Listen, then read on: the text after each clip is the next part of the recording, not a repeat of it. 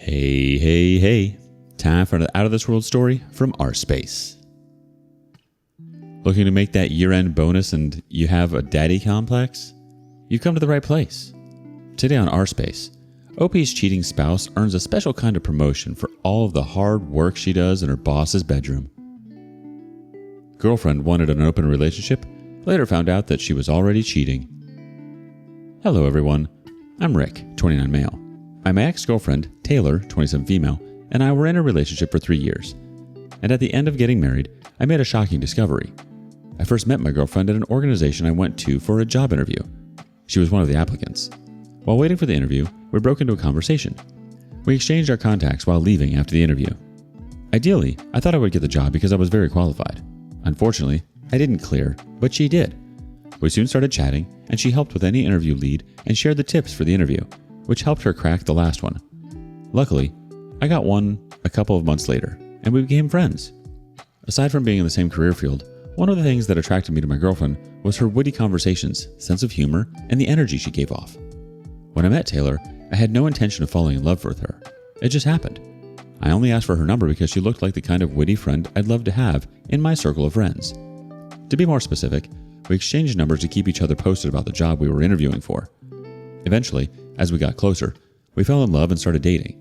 We dated for almost 3 years before I learned something that destroyed our relationship. During the years we dated, Taylor and I lived together for a year, but after 1 year, she said that she wanted to shift back with her best friend. Her reason was that we would anyways be living together after the wedding, hence she wanted to spend her bachelorhood with her best friend. I didn't see that to be a problem and gladly gave her the space she needed. She visited me on weekends and stayed over some days, so basically, she was living both with me and her best friend. She kept shuffling from my house to hers. We were a beautiful power couple, and even without telling people we were dating, they could quickly tell from how we acted whenever we were out together. In the past, I had been in a committed relationship once. After the relationship ended badly, I decided to take a break, but everything changed when I met Taylor. Throughout our relationship, I supported Taylor in everything she did. I encouraged her to take courses, work harder, and invest my all in her. From the second year of our relationship, I knew she was the woman I would marry because she ticked all the boxes. She knew how to care for me and love me, and she also handled other areas of our relationship well. The first year we lived together, we split bills and took care of everything together. But after she started shuffling my house and her best friend's house, the splitting of bills stopped. On our anniversaries and on her birthdays, I gifted her the things I knew she loved just to make her happy. And to be honest, she was my priority all the time. I sacrificed a lot for her and tried everything I could to keep our relationship happy. I didn't do all this because I was desperate to be with her. I did them because I valued our relationship and wanted it to be an all-around peace and happiness for us. I remember this vividly. Shortly before Taylor started shuffling my and her best friend's houses, one night, as we were watching a movie, she asked a weird question out of the blue. She asked for my opinion on open relationships. I instantly remarked, "People who had open relationships were not in love with each other," and laughed. She took offense and tried to counter my statement. She went on and on to tell me that she knew many couples in open relationships, and they loved each other so much. She told me that I sounded archaic. I didn't take it seriously and changed the topic.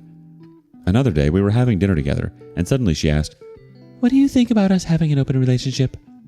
Initially, I thought she was pulling my legs, but after I saw her facial expression, I knew she was serious. There and then, I kicked against the idea of having an open relationship, and I told her I'd prefer to be single than to have an open relationship. After that day, she never brought it up again, and I didn't think about it too. Even before our relationship started, I told Taylor that the thing I hated most in a relationship was cheating and lying spouse. I would not forgive her if she ever cheated on me.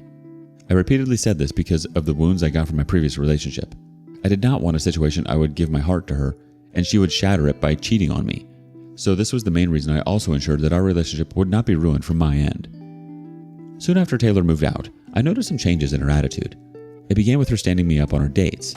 We had the rule of going out every Friday evening. Whether going for a walk in the park, eating at a food truck, or going to a fancy restaurant, we always went out every Friday, because she wasn't living with me anymore. The deal was for her to come to my apartment and go out together.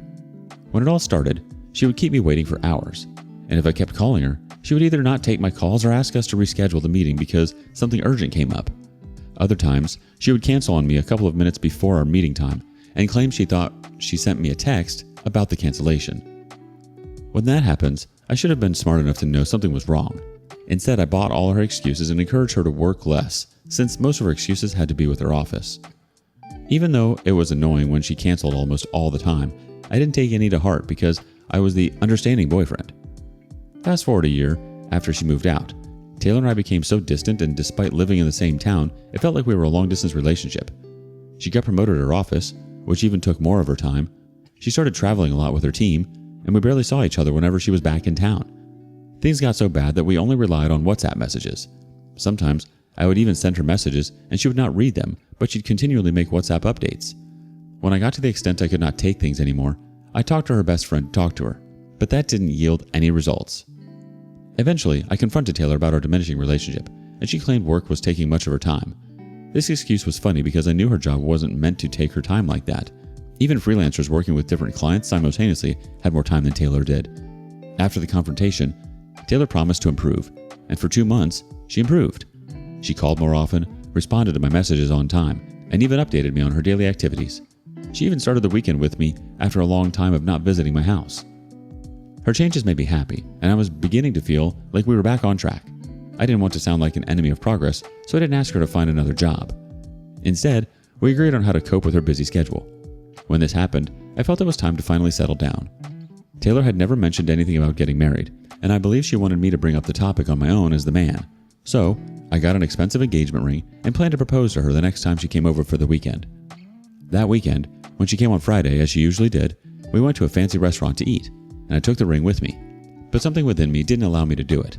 I could not propose to her there as I intended. Later that night, when we returned home, she fell asleep in the middle of our Friday movie night. I knew she was tired because she had been complaining of tiredness since she came over to my place. Out of love, I took her to the bedroom and tucked her in bed. When I returned to watch the movie we were watching, I noticed her phone was stuck in the old couch seat, and I pulled it out for her. While I was watching the movie, I thought about going through her phone, but I resisted it. During the early stage of our relationship, we used to have access to each other's phones because we had nothing to hide.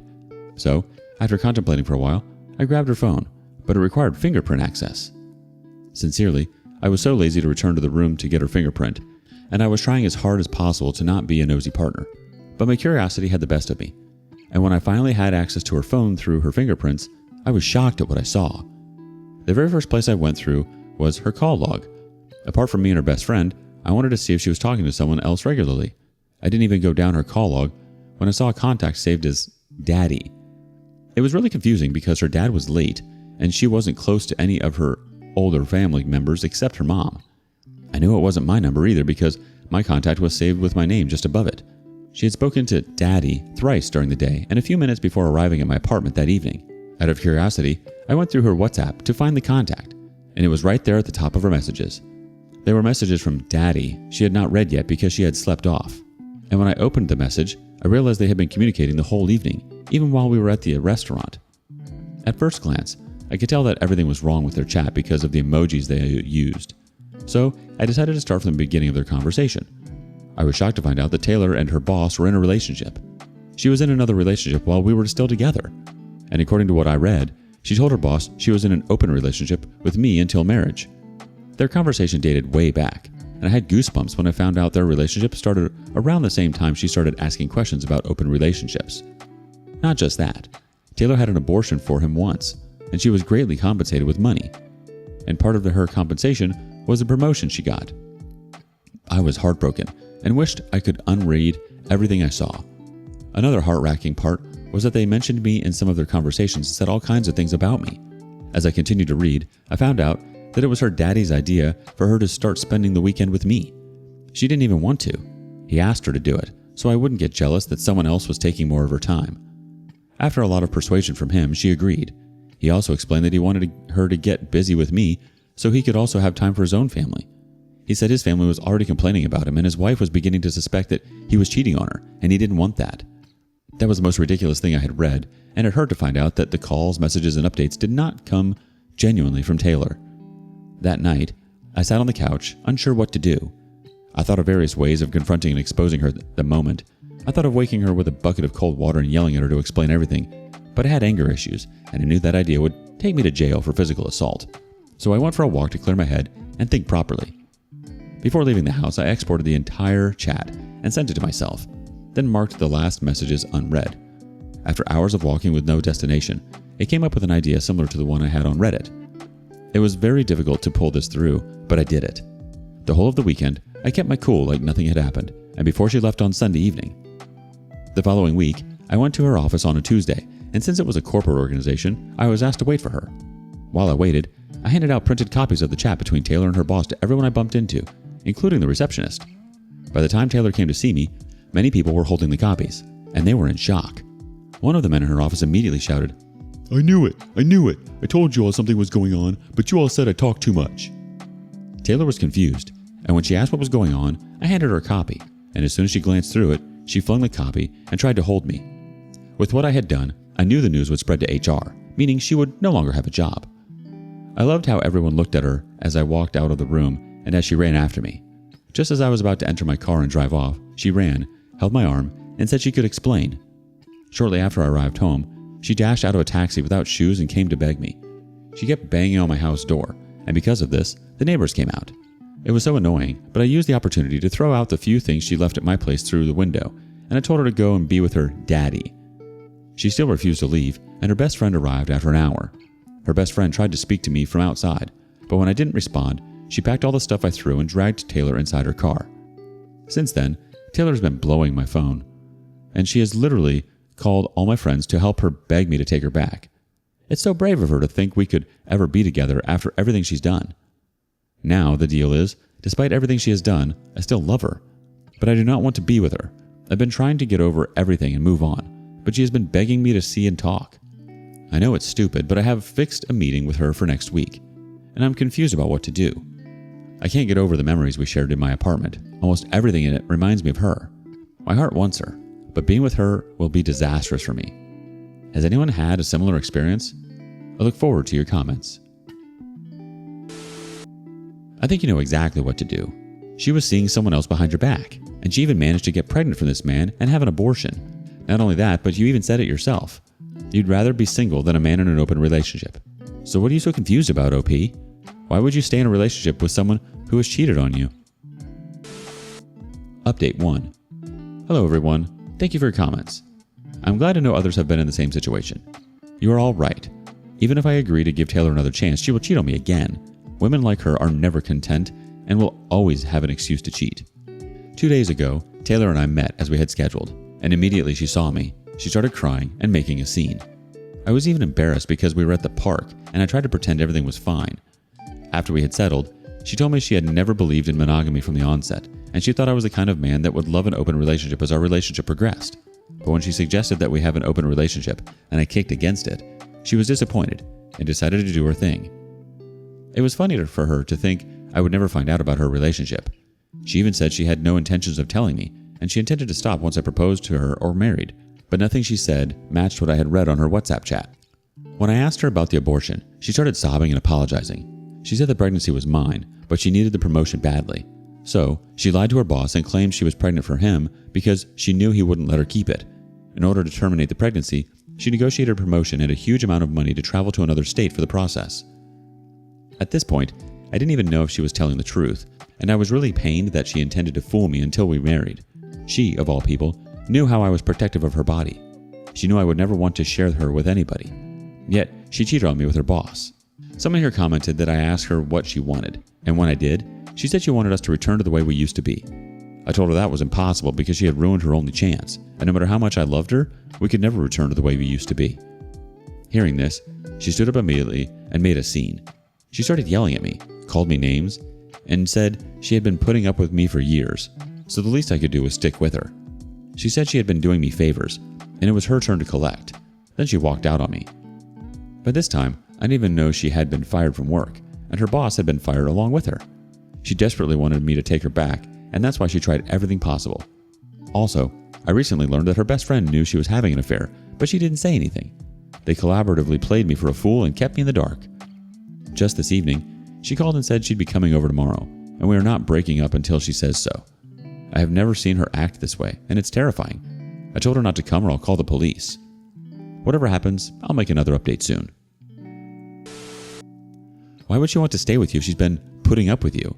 Like, why would she want to stick with you if she can hardly stand you? And if she loves open relationships so much, Why would she suddenly change her mind once marrying you? Of course she'll still cheat on you, but she wouldn't even consider it cheating. According to her, it's not cheating if it's an open relationship. Update 2. Hello everyone. Sorry it took so long for me to make another update. Something happened and I had to take care of that before making another update. So, Taylor came over like she had said. When we talked, and I officially told her it was over between us, she laughed. She said she had no regrets about cheating on me because she did everything for her career and she saw no harm in it. This is how I knew she would keep cheating on me even after we married. I was so pissed, so I grabbed her arm and tried to throw her out of my apartment, but she pushed me violently. When I fell and hit my arm, she pulled a mega hammer out of her purse and started destroying things in the house. She destroyed the TV, my new laptop, and several other things. I called the police to report harassment. And just as she was tearing my house apart, the police drove in.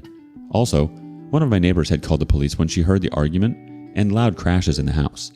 Even she could not believe that Taylor would act that way. Eventually, the police came in, and Taylor was arrested. Because I missed my step when she pushed me with force, I fell and broke my left arm. After healing my arm, I sued Taylor in court. The first reason was for a refund of the money I spent in the hospital, and the second was for her to pay for all the damages she made in my apartment. When we went to court, the judge asked for pictures of the damages and my hospital bills, and everything amounted to almost $7,000. I could not even replace them because it was so expensive. After the judge was done talking with me, she turned to Taylor and asked her some questions. Overall, Taylor admitted to damaging things in my house, and she claimed she broke my laptop and destroyed other things as her payback for making her lose her job. The judge was furious and passed judgment against her. As I make this update, Taylor has been ordered to replace my laptop, fix the appliances she destroyed, and she has started refunding the money I spent at the hospital.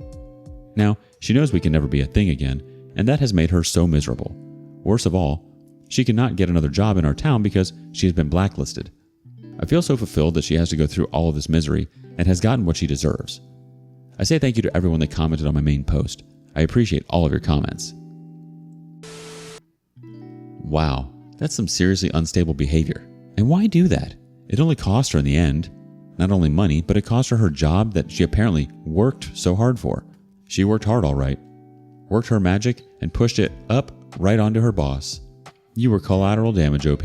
I'm sorry. What do you make of this? Share your thoughts in the comments below. And thank you for joining us today on rSpace. Be sure to like and subscribe and hit that notification bell so you don't miss out on our next video. Until next time.